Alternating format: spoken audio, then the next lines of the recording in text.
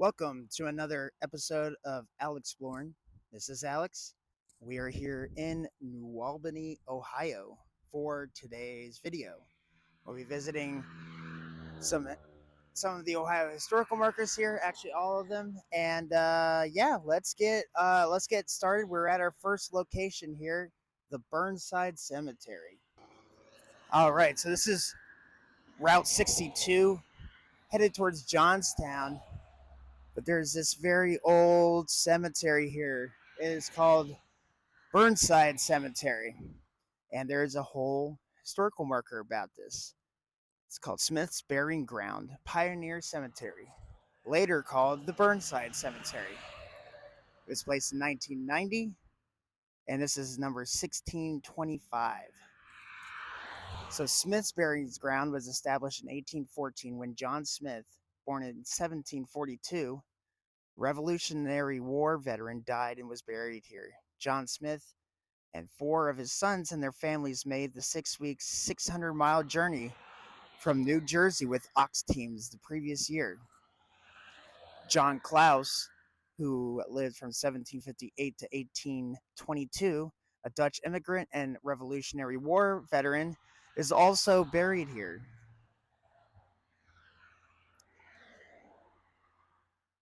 The DAR biography reads, when a boy, he ran away from home and stole passage on a ship to America, where he was sold for his passage.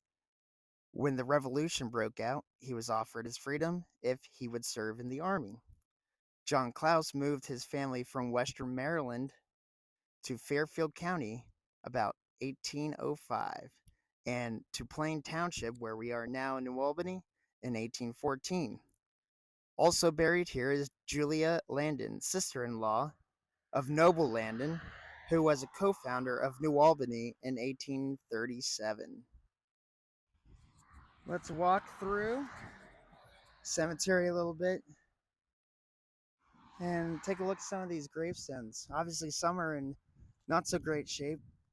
Some it's a little bit more. You can see Adam, son of Adam, and yeah, it's hard to make out some of these, but very old cemetery. See even one here that broke, and then they stuck the rest of it down there that didn't break. You have some more.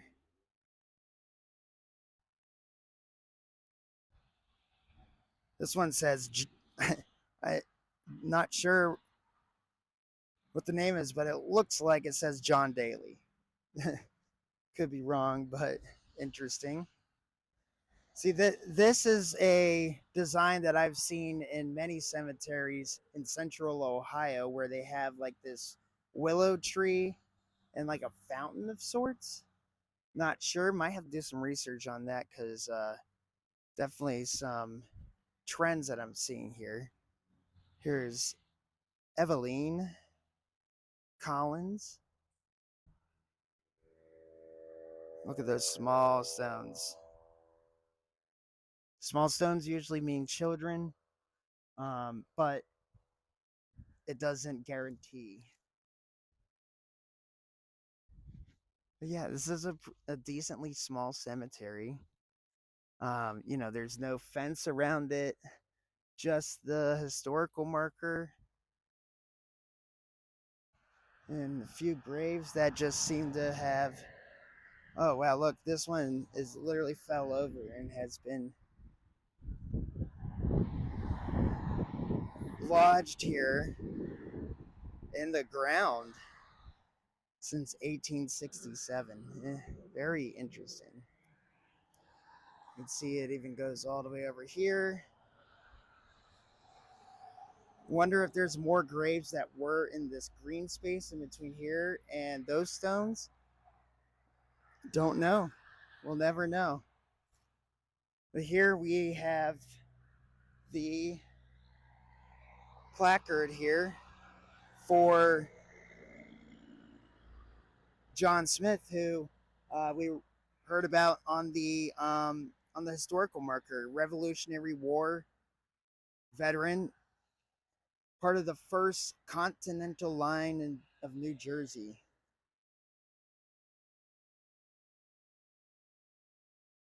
Here's a marker or here's a gravestone as well for Daniel Smith. It says a pioneer and a settler. He was 79 when he died. So he was born in 1779. No, that's not right. It would have been 1790, I believe.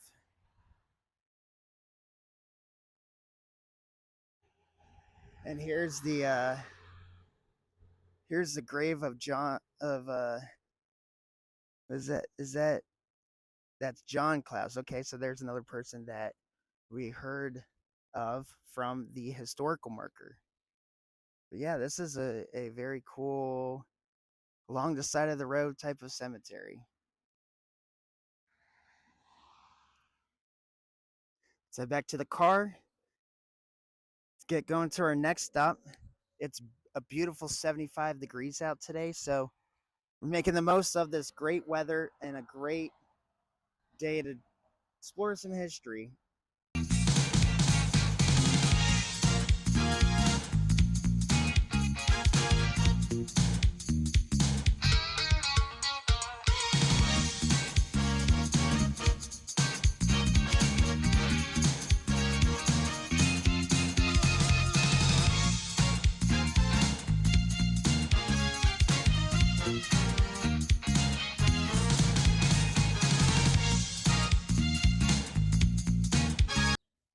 All right, so we are kind of in the uptown area of New Albany. We're walking to the next spot, but they have a lot of nice little historic buildings like this one here throughout the downtown area. It's a nice day, so we might as well just walk. It's right across the street by the Eagles Villa Pizza. That building there has been there since 1856. All right, so crossing the street here, that's US 62 right here. Yes, it's right in the middle of the downtown area, or the uptown, the historical district, whatever you want to call it. But here is our next historical marker.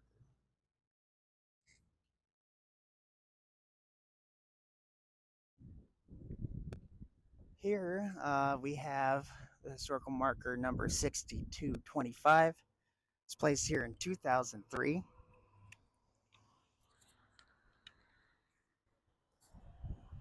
Kind of hard to see. Oh, there we go. Good angle here. A tavern and inn. This is okay. So it's titled "Founders of New Albany." A tavern and inn for which Noble Landon, who lived from 1783 to 1866, obtained a liquor license in 1835, formerly occupied the southeast corner of High and Main Streets. In 1837, Landon and William Yantis laid out the town of New Albany in a 50 by 100-foot lots, with Landon's lots lying on the east side and Yantis's on the west side of High Street. Landon was born in Litchfield, Connecticut, lived as a young man in St. Albans, Vermont, and migrated to Licking County in 1810. He was the first clerk and first justice of peace in St. Albans Township, and first postmaster in Johnstown and later in New Albany. In addition to contributions as a builder-developer, Landon gave to the village lore the story of a remarkable conversion. Long known as a heavy drinker, he suddenly ordered kegs of whiskey he owned to be carried into the streets and broken. He then attended church regularly. Like that would make a difference. From Frederick County, Maryland, of German descent, William Yantis was a War of 1812 veteran of the Battle of North Point, where British General Ross was killed, and Williams's neighbor, Francis Scott Key, wrote the Star-Spangled Banner. Arriving in Fairfield County, Ohio in 1815, he married Elizabeth Schisler of Washington County, Maryland, and he had 9 children with her. In 1819, he bought Plain Township land that he settled and farmed. In 1837, he and Noble Landon platted New Albany Village, to which he appended an addition in 1850. Among his possessions were a trunk of books, saddle and harness making tools, and surgical instruments. On September 23, 1883, the Westerville Review reported he was an eccentric man who claimed some knowledge of medicine, good-hearted, to one who was a friend he would give up most everything he possessed, but with one he disliked he would have nothing to do. So yeah, there it is. Founders of New Albany. So just close by to the historical marker, they do have the Veterans Memorial here, and it has pretty much every war that the United States has been involved with. Civil War here, a fair amount of New Albanites went to war. We have a few Revolutionary War veterans, including John Smith, John Klaus, who we heard about on the last historical marker. But they also have Spanish American. These are all people who died in action, by the way. Korean War, World War I, a lot of World War II, more Korean War, Vietnam, Desert Storm, Iraq War, even a police department, and more Vietnam. So, and they have on display here all the grave markers that would have, that if you were at a grave site, they would be there to recognize each veteran of the war. It's a nice little thing they have here in town. So let's walk on back to our car. We'll move on to the next historical marker. Here's another look at some of the historical buildings here in New Albany. There's also on this building a placard that talks about how this building sits on the property that was originally platted in 1837. It was sold for $18, the land, and then see, a doctor bought the property. See, you can obviously read this, pause the video if you'd like, but it looks like the Ranny family, that doctor that bought it, built a house. 3 generations of Rannys lived in this building from 1856 to 1940. And then 1940, this was split up into 2 apartments. And then in 98, it was purchased and remodeled into office space. But this is a really old building right here in the center of New Albany.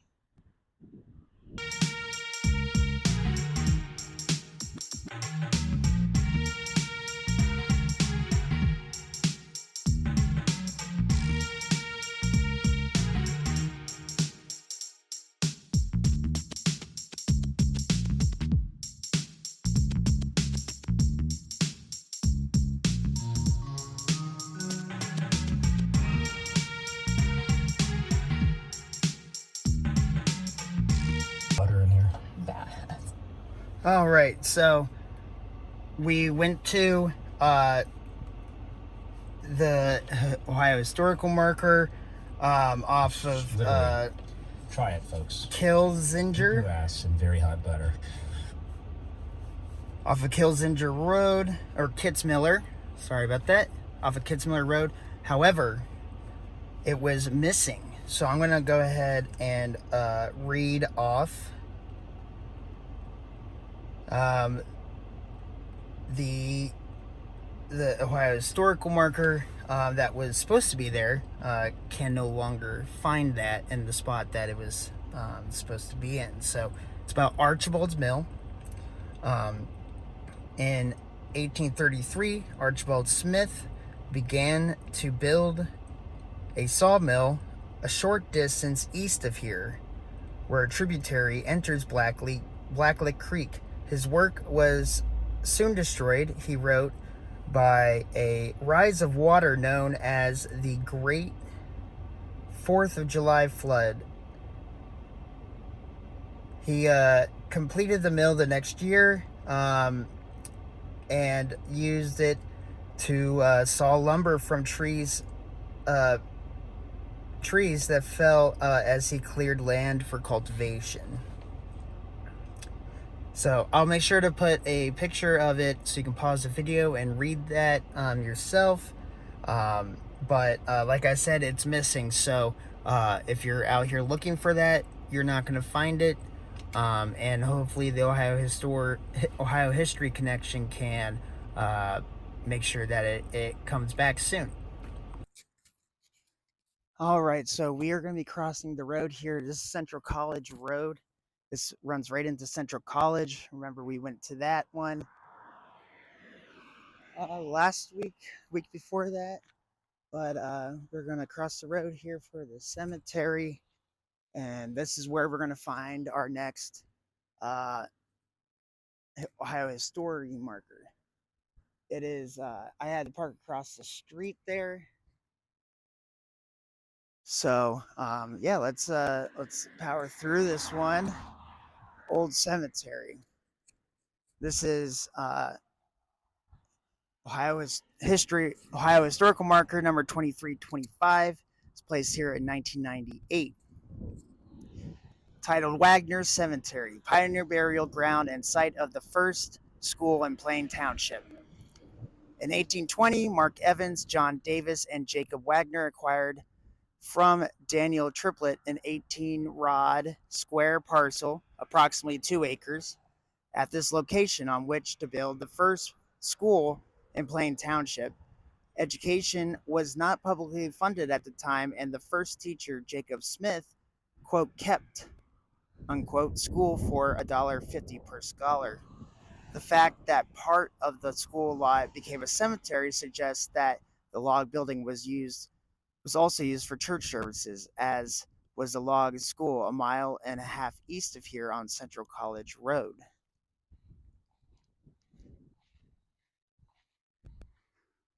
The Wagnor Cemetery is the northeast quarter of the township. Many people buried here belonged to families that settled the area soon after 1812, when the federal government offered the 8,000 acres in the township's northern half to all the comers at $2 an acre. Rebecca Frampton's tombstone recalls hazards the pioneers faced as they transformed the wilderness. Her 3 infant daughters died on April 30th, 1827. 29-year-old Rebecca died on June 5th. Other tombstones recall past wars. Zamiri Hills and Christian Horlocker served in the War of 1812. Alvin Evans and Peter Bevelheimer were veterans of the Civil War. Sales in 1860 and 1881 reduced the property to its present size. It's now home developments. As you can see, all around here is neighborhoods and then this little cemetery. It's cool. Let's walk around the cemetery for a bit and then we'll move on out. All right, so there's definitely some really old markers here. This one has a whole eulogy on it, or epilogue, whatever you want to call it. This is Ephraim Sounder. It's gravesite. You can see there's more that are kind of lodged here in the ground. Thomas Perry.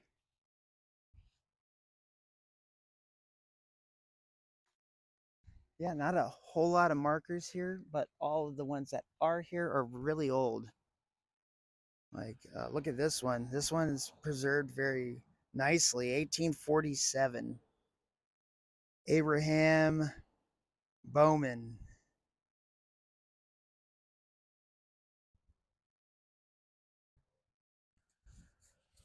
Here we can see a star that indicates there's a veteran buried there. Let's check it out. Doesn't look like there will be a name. However, you can see here it is a Civil War soldier that was buried there.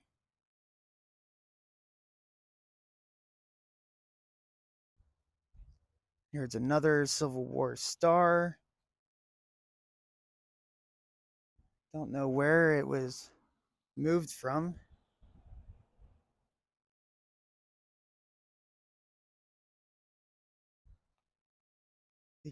Look in here.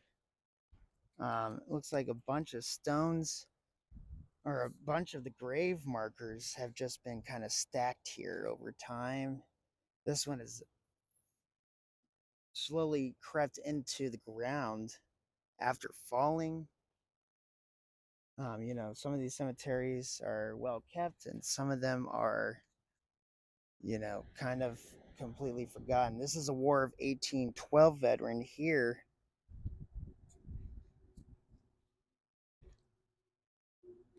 But as you can see, some of these are in just really good condition, some aren't.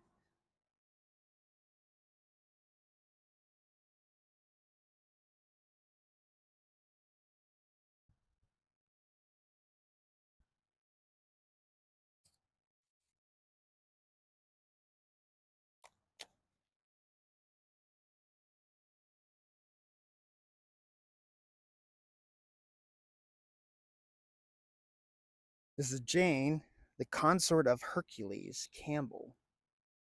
Someone was named Hercules back in the day. That would be an interesting choice at this point, given the history of Hercules, not only in the mythology, but in the Disney movie that has become famous since its release. Here's Jacob Bevleheimer. He was one of the people mentioned in the historical marker here.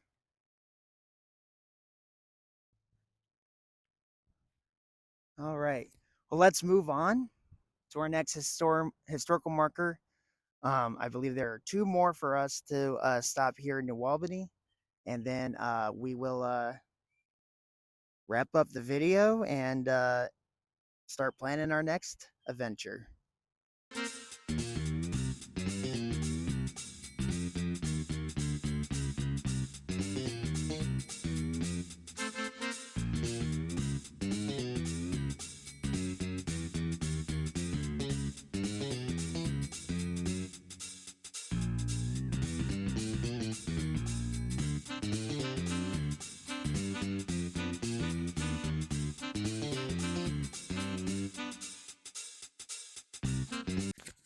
All right, so we are here at our next stop, right by the Plain Township Aquatic Center, and then the New Albany High School softball and baseball fields.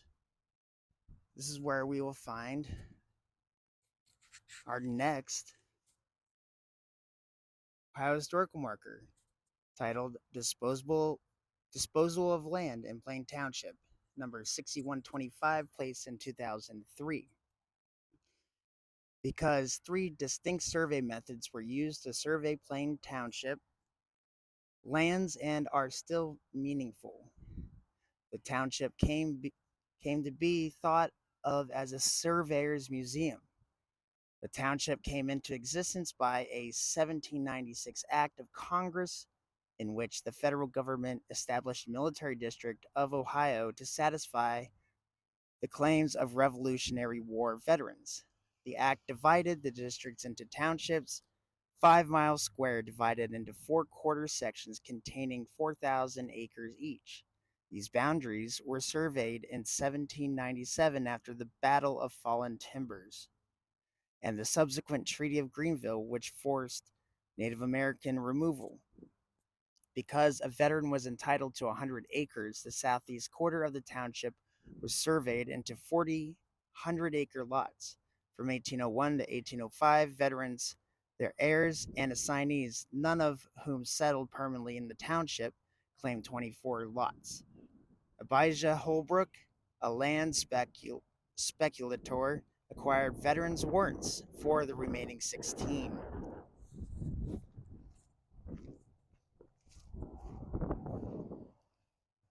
In 1800, Dudley Woodbridge acquired sufficient veterans' warrants and purchased the entire southwest quarter of the township from the federal government. He sold it 2 years later to John Huffman for 4,000 gallons of whiskey. Over the next 20 years, Huffman then sold off much of that land in, quote, meets and bounds, quotes, parcels, meaning that the land was surveyed somewhat haphazardly by direction, distance, and sometimes description of landmarks such as rocks and trees. In 1810, civilian governance began under the name Plain Township.